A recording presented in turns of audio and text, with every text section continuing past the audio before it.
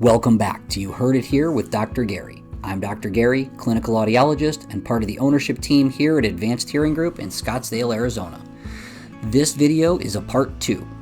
In part 1, we looked at the wax removal and severe outer ear infection in the left ear of this patient.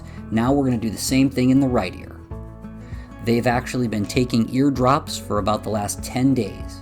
This wax and other debris in the ear canal may be interfering with the effectiveness of the drops, so we're going to use the curette or Jobson horn along with some irrigation to get this wax out of the way and give us a clear view of the eardrum.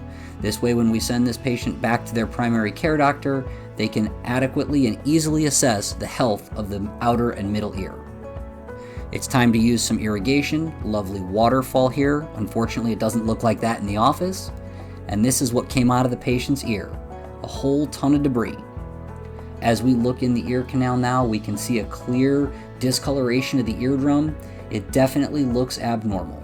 There's no doubt that there's still some sort of an outer ear infection going on, and this patient's being referred back to their primary care doctor. If you like these wax removal videos, please take a moment to like and subscribe. This has been You Heard It Here with Dr. Gary. Thank you for watching, and we'll see you in the next video.